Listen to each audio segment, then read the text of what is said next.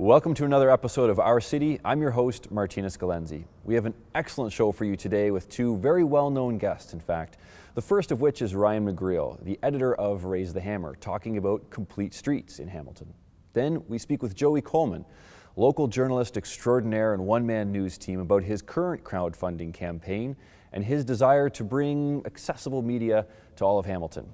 Finally, we talk to Hamiltonians, asking how they keep up with news and current events in the changing media landscape. Stick around. This is Our City.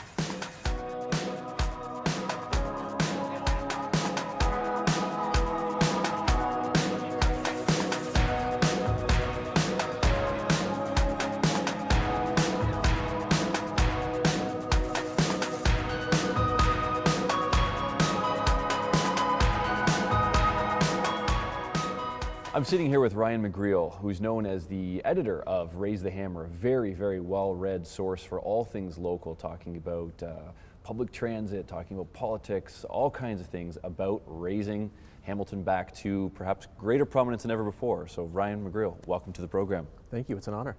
So I wanted to talk to you today specifically about complete streets, because this is a term that we've seen in the newspapers lately. They seem to be talking about this recently. And complete streets and two-way streets are somewhat different, but let's start with specifically complete streets. So can you unpack that idea for us? Certainly, yeah. I mean, a complete street essentially is a street that allows people to get from where they are to where they're going through whatever mode makes most sense for them, right? So if it's a short distance, relatively, you can walk on a complete street. If it's a slightly longer distance, you can take the bike. If it's across town, you can jump on a bus or ideally a streetcar. And if it's not convenient for transit, then you can drive. And the important thing is that the street is designed in such a way that it accommodates the various different ways that we use to get around in a safe manner, so that people walking and cycling and driving and taking transit are sharing space in a safe way, and they're not getting into collisions, and it's safe and welcoming and inviting for whatever mode you decide that you want to take for that particular trip. So the idea essentially that a complete street is not a singular use street for just cars or even perhaps completely closed off and just pedestrians perhaps even. Oh, exactly. Yeah, no. So then what would a complete street look like? Are there any good complete streets you can point to in Hamilton right now? Well, bad question. we're making some. We have some pieces of complete streets. You know, so we can talk, for example, along James North. There's one lane of traffic in each direction, and I would argue that one part of a complete street is that if you are driving, you can drive in either direction. I think a street that only allows traffic to drive in one direction is necessarily incomplete. But on James North, you have a lane of car traffic in each direction, you have curbside parking along both sides, you have overhanging street trees which frame the sidewalk and produce shade, and also send drivers a psychological signal that maybe you should slow down a little bit. It's got reasonably wide sidewalks. There's a lot of stores and shops that actually open out and spill out onto the sidewalk and have places where you can buy fresh produce or where you can look at things. It's a street where if you're walking, you can walk comfortably. If you're driving, you can drive comfortably, although not at 60 or 70 kilometers an hour. You can drive at a safe speed. Yeah. If you're riding a bike, it doesn't have bike lanes, which is not ideal. And we can talk a bit more about bike lanes and how they should be designed and what purpose they serve. But if you're riding on a bike, the nice thing is that the cars are moving at a reasonable pace, so that if you're on a bicycle in shared traffic, a car isn't racing up behind you going 50 kilometers an hour faster than you. Right. And so so that's not exactly a complete street because it's missing the dedicated cycling infrastructure, but in terms of the amount of space that's available to accommodate all the uses, James does a reasonably good job today. It's getting there, yeah. Now, of course, the big exception on James is when you run into Cannon. Right, and Cannon is a case study in how not to make a complete street. So unpack that for us. What's wrong with Cannon then? Everything, just about everything is wrong with Cannon. West of Sherman, Cannon becomes a one-way street westbound. It's 4 lanes of uninterrupted traffic. There's narrow sidewalks. There's no curbside parking. There's no street trees. There's no accommodation for anything other than not only cars, but cars that are moving through the neighborhood at a high speed, 50, 60, 70 kilometers an hour. If you're trying to get across town as fast as possible, Cannon is a pretty good way to do it. Yeah. If you live on Cannon, it's a very unpleasant and unsafe environment. If you want to operate a business on Cannon, good luck. The cars are going by too quickly to see you, and pedestrians are too scared to be around there.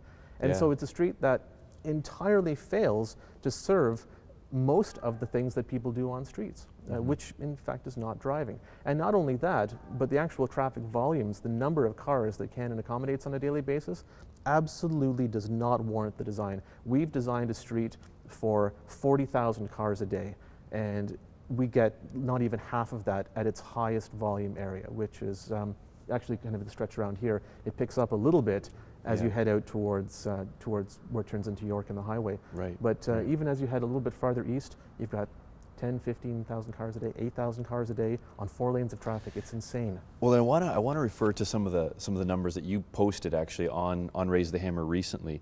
You talked about how Upper James at Mohawk, so that's right at the Canadian Tire there, and there's a supermarket and a Royal Bank and no frills and everything.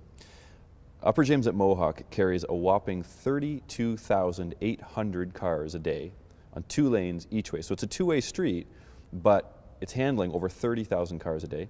And compare that with King at Bay, which is just on the other side of the block that we're currently sitting at, and that only carries 24,900 cars on 4 one-way lanes. I'm not suggesting that we should make King Street look more like Upper James, because Upper James is a 2-way street, but it is abundantly not a complete street. And there's a lot of reasons for that. One of the reasons is that the sidewalk is pitifully narrow. It's right next to high-speed traffic, and the land use around there is anti-urban. The buildings are all set very far away from the street. There's large off-street parking lots between the street and the buildings that you want to get to. Yeah. It's a very hostile environment for pedestrians. But the point is, a 4-lane, 2-way street is able to carry more traffic than any one-way street in our lower city. Right. So if the mountain can accommodate 2-way streets with the traffic volumes it has, this argument that downtown can't, it's a bogus argument. The numbers absolutely do not support that conclusion. So do you think then the reticence to explore complete streets further, or to implement complete streets, or even 2-way traffic in so many of the areas of the downtown, do you think that's due to just a view of the downtown as a place to get through, as opposed to a place to go to? That's part of it, absolutely. I think there's a lot of things at play. Part of it is that we have a traffic engineering mentality which values moving high volumes of automobiles at a high speed above every other objective and every other goal of the street. You actually have people arguing with a straight face that the only purpose of a street is to move cars, which really kind of forces us to ask, why did we have streets for 10,000 years before we had cars? Good point. But another part of it is that people are afraid of change. Right? People are afraid, what if we do it and we have traffic, and I'm a councillor and my constituents are calling and writing and emailing and screaming at me because they had to sit through a red light, and they've never had to sit through a red light in 20 years of living here, right? So a part of it is fear of the unknown, fear of change, fear of what if we do it and it doesn't work. Part of it is, and it turns out, mistaken belief that we actually do have to accommodate high volumes of traffic. Then 50 years ago, when there were 40,000 people driving to jobs at Stelco and Dofasco every day, at least an argument could be made at the time that automobile traffic demand warranted this. Although I should point out that within months of King Street being converted to one-way, business owners were already begging councillors, please turn them back. We're losing business, we're losing money. Customers say they don't want to come here anymore because the traffic is too fast and they have nowhere to park. And it's been a failure at everything other than accommodating traffic for over 50 years now. And in today's day and age, it's also a failure for accommodating traffic because we don't need to accommodate that much traffic anymore. Well, that's interesting. And you referred to when we converted everything to one-way. So prior to that, then to a certain extent, we actually enjoyed complete streets because we had the Hamilton Street Railway, which in fact was a railway at the time. It was light rail transit on our roads. Sure. We had wide sidewalks, which accommodated a lot of vendors and stores spilling out, selling their wares. We had a lot of pedestrian traffic because there were fewer cars. We did have cars on the roads, but they were also 2-way. And indeed, the change happened to facilitate fast and easy access through the city to the mills. Right. So we transformed our streets from streets into highways. In the most densely populated area of the entire city. Yes. And yet now, tell us, how has the city changed then since the 1950s? Because I would would bet that downtown looks nothing like. In fact, I know that downtown looks nothing like it did 50 years ago. So Sure. what changed? Well, that's one of the interesting things. I mean, complete streets is the term that we use now for our understanding of how a street can work. But complete streets themselves were around for thousands of years before we came up with a name for them. We didn't actually have to name them until we had created streets that were not complete. And it's like we didn't have the term analog clock until somebody invented a digital clock. Right. So we've retroactively named streets complete streets. Yes. One of the things that changed immediately is that downtown went into a decline. Now, I won't blame the entire decline on the way we reconstructed our streets, but that's certainly a significant contributing factor. By the 1960s, I mean, people kind of look back at that as a golden age, but even by the 60s, councillors were already worrying about downtown and saying, oh, downtown is going into decline, we have deteriorating Victorian buildings, we need renewal, we need to knock down whole blocks like the block we're sitting in right now. Yeah. In the 1960s and 70s and into the 80s, we were desperately trying to renew the downtown.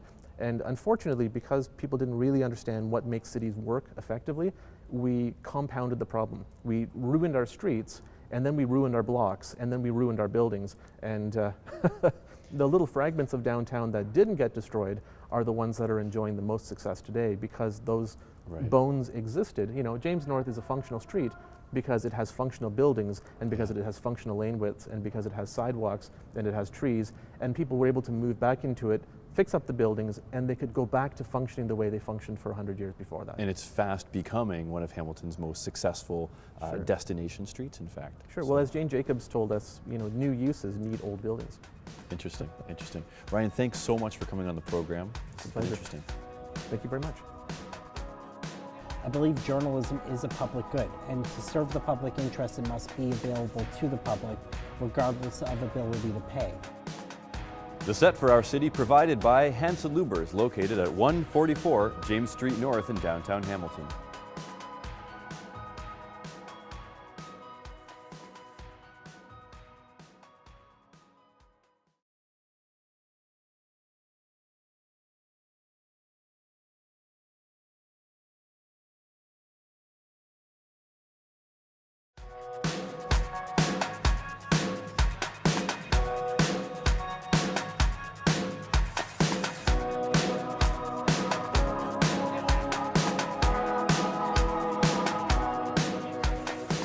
I'm sitting here with Joey Coleman, who is known as Hamilton's independent media source. He's a one-man reporting team armed with cameras and a laptop and a lot of other gear that he was able to purchase through a crowdfunding campaign that we were talking about the last time that he was on Our City. So Joey, welcome to the program. Thank you for having me back. Now, I wanted to have you back because we wanted to talk about your last crowdfunding campaign and where that went. So tell us what happened. It was successful. We raised $10,500, with which I was able to buy the equipment that I use to live stream all City Hall meetings, be able to go live whenever there's something happening in the city, be able to report on committees, freedom of information requests, casino town halls. I was out in Waterdown here at City Hall. Police budget, I went out to Stony Creek, went up to Mohawk College. If it's happening in the city and it's news, I'm there. So tell us, because $10,000 was your goal and you achieved that, you superseded that actually. So what was the gear you were able to purchase? So I bought a camera, tripod, audio equipment, related lighting gear, and the live streaming box that enabled me to go live from anywhere. So it's a rig that I can carry in a backpack. And if you ever see me on the street, you see the tripod slung over and then you see the big backpack that's bulging. Yeah. That's all my production gear, and I carry it 24/7 because you never know when news is going to happen. So even when I'm going out for the night, I have the gear, and my friends can tell you that it's the I've got to go. Yeah. They don't question. They're just like, okay, clearly he's got to go. And last night, when viewers see this, 2 nights ago, I was sitting down. It was probably about 9 p.m. on Saturday night, and sure enough, there's a dispatch for a hazmat call, and off I go. Meanwhile, my friends are tweeting their night out. I'm freezing in the cold, waiting to find out what happened. Bringing us the news, yeah. So now you live stream, and subscribers, people can go to this live stream and watch, and you've been doing a lot of meetings, like you said, council, casino town halls, that sort of stuff. So tell us, why do you do that? Why is that important? Because most conventional channels don't do that. Process is important. It's important to know how the government functions, not just the headline It's important that people are able to watch the meetings right at the subcommittee level. That way they can get engaged right from the start, because often by the time that the media traditionally covers something, the decisions are already made. The issue is done. You can't change it. What I'm hoping to do is empower people, and contributors are able to view, everybody's able to view. I believe journalism is a public good, and to serve the public interest, it must be available to the public regardless of ability to pay. I believe that providing high quality journalism, people will voluntarily pay. You don't need to force them to pay. And I think it's important to bring government more to light, to open it up more. Journalism rarely gives you the process, they just give you what they think is the product. Whereas I give you a product, but I also give you the process. And it makes me more accountable than most journalists, because if I'm making an error or I'm misleading you, you can actually go to the tape and say, hey, that's not what happened. So in a sense, you're actually curating a lot of the news making rather than simply editorializing after the fact. Correct. You can watch it live. So every committee, some of the subcommittees, I go to the pension committee, and it's an 800-page report, and I admit right up front, I don't know anything about pensions, but there are people who are watching who understand it. And what ends up occurring is citizens with specialized knowledge in these various areas that subcommittees handle email their counselor, they email me and they say, this is what this means and this is the direction it should go. And the more engaged that we get as citizens, the better a city we get. We elect 16 people to make the final decision. They are the board of directors. But it doesn't mean that we get to sit back for 4 years and not be engaged. The more engaged we are, the more we can help them. Remember that your ward councillor is dealing with all your ward issues, not just your neighborhood. But if you make it easier for them to handle the issues that are impacting you by getting involved, they can make the better decisions. Yeah, and so, but you also disseminate a lot of documents. We were talking just before we came on here on TV, we were talking about the agendas for meetings and that sort of thing, and you're running into some obstacles with City Hall, and because this is not conventional, again. The city clerks don't believe that public documents should be publicly available. I mean, we have an accountability and transparency committee, which I now call the Groundhog Day committee, because they keep repeating themselves. They can't decide what is a lobbyist. You know, apparently it's really hard to go to Ottawa, Toronto and go, hey, look, you already have bylaws, we should use that. No, you know, if it works elsewhere, it won't work in Hamilton. You've probably heard that phrase. Oh, yes. It's wrong, but you've heard it. And so I always force them to give me the Accountability and Transparency Committee agendas, despite the fact that they don't want to. And as I force this more and more, city is becoming more transparent, because it's becoming a realization that transparent is the path of least resistance. Though unfortunately our Accountability and Transparency Chair continues to believe that change is not happening. It's a road not often traveled. So now looking at your current crowdfunding campaign, what you're doing so far is you're streaming meetings, you're exposing people to a lot of the process, as you put it, that they otherwise wouldn't see. Going forward now, why are you raising more money? Is it for more gear, or? It's partially for more gear. I need to get a laptop that can do video editing. So the last time that all went to the video gear. Right. But it's also pay the bills. This is what I do full time. I'm the only reporter who is at City Hall full time. I'm there every single day, every meeting. And no matter how boring it is, I'm there. I'm trying to build the future of journalism. So this is crowdfunding is part of that mix. The next will actually be where people can say, I want to contribute this amount per month. And build that base slowly but surely. My hope is that in 2014, there's enough people contributing, enough revenue, that we can go out and hire 2 or 3 reporters to work with me to give comprehensive election coverage, to make sure that the election is really well covered. You ran in Ward 2, and you're fully aware that there were only 2 stories about Ward 2. Story 1 was that a lot of people are running in Ward 2, and story 2 was that Matt Jelly got a haircut. Right. And that's not sufficient. That's not proper coverage of an election. As journalists, we have a responsibility to be there from start to finish, covering it. Every candidate should have the opportunity to have their positions advanced. And one of my great concerns is that we always fight elections around one issue in Hamilton instead of the wide range of issues. And my hope is that we can build this outlet, we can get a bunch of reporters, and we can really provide high quality journalism that's locally accountable, locally owned, and then from there build it into a nonprofit news outlet. And I look at NPR and PBS as the model, where they serve the public interest, there's no profit.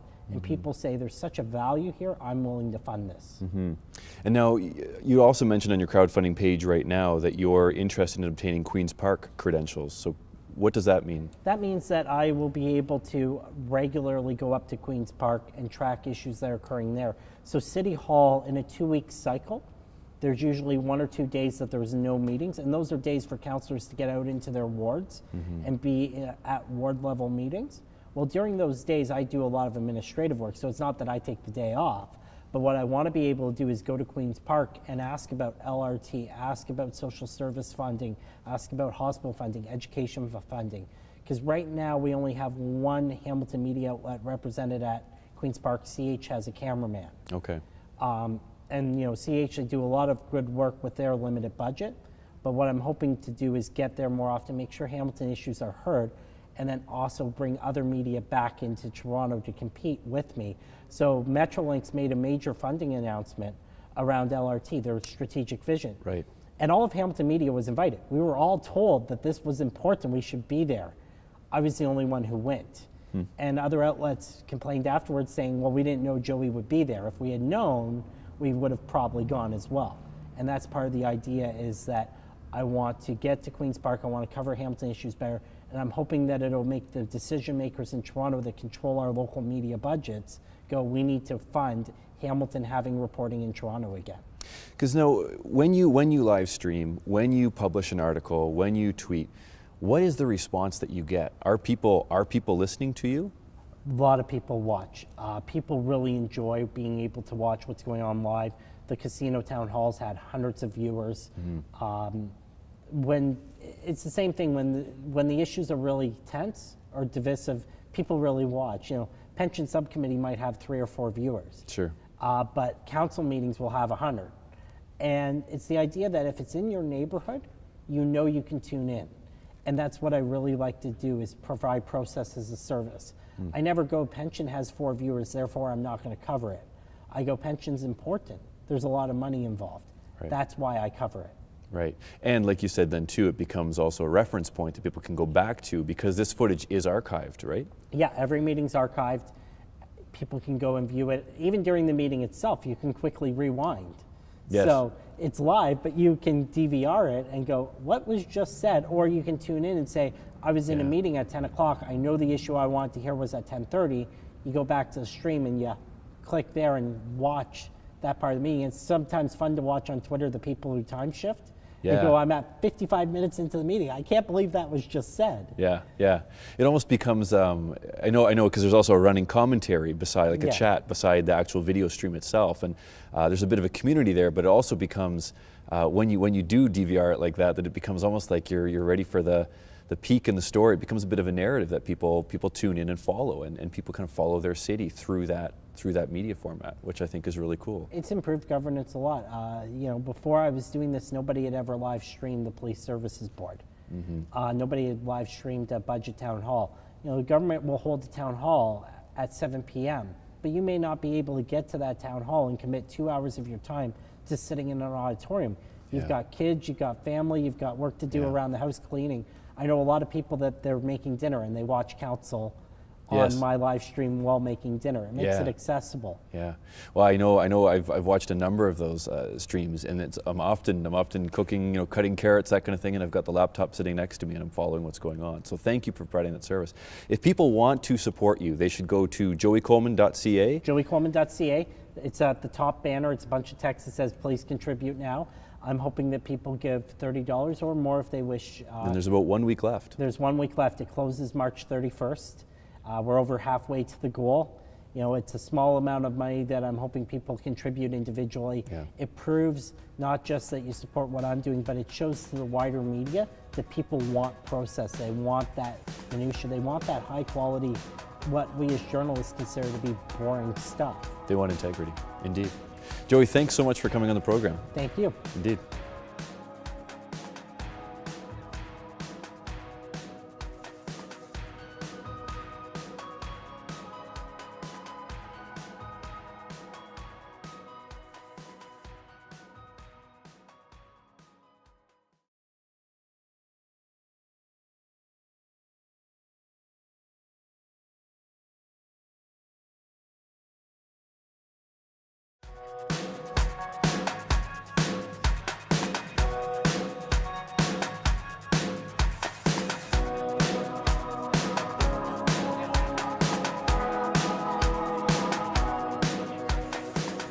As demonstrated with our last one-man news team guest, Joey Coleman, the way that we keep up with news and current events is changing dramatically. Newspapers are putting up paywalls online. There are now paywall-blocked blogs that carry business intelligence. Even this program, shot for television, is aired on the internet and promoted through social media. So we took our cameras to Mulberry Coffeehouse to ask Hamiltonians, how do they keep up with the news and with current events?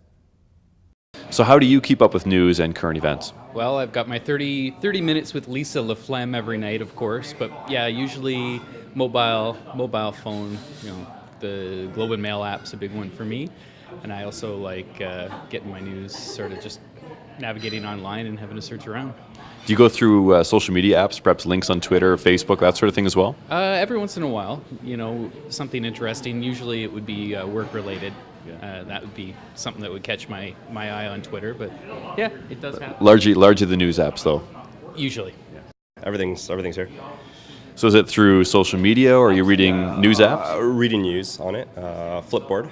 I hit my Flipboard or I hit my BBC, and that's where I get all my news. Do you go through a lot of the social media stuff as well, or primarily the apps? The social media stuff just for fun, but there's no news there. It's just entertainment, right. Or laughing at other people to make myself feel better about my life.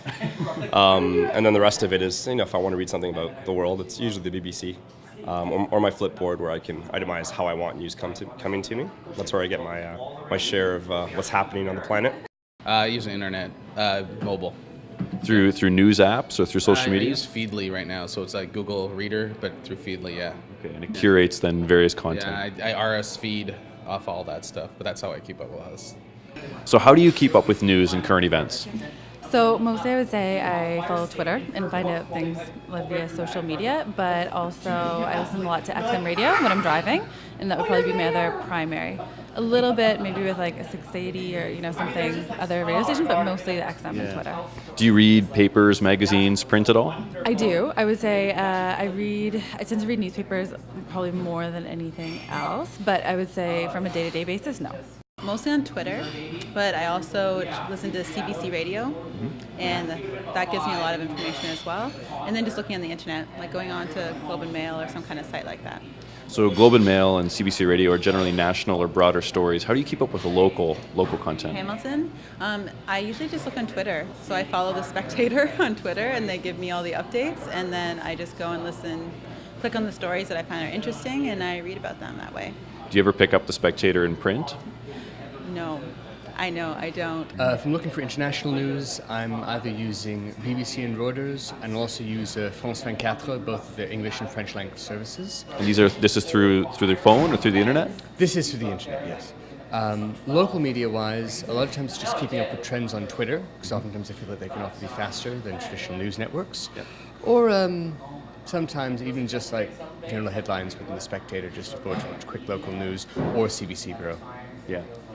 The new CBC website, you mean? Yes. Yeah. Okay. Do you ever pick up the Hamilton Spectator or Hamilton Magazine or Urbanicity? Occasionally, Urbanicity especially, because I often find they do have some good articles, especially with more in-depth and view as well. Usually customers will come in and they'll tell us what's going on, and if anything kind of interests me, I'll usually just check online, or yeah, that's about it. Usually I read The Spectator when I'm at work. The printed edition? Printed edition of Spectator, and for a lot of my big news events, I actually get from Reddit. So I do check the Spectator news through my phone every day.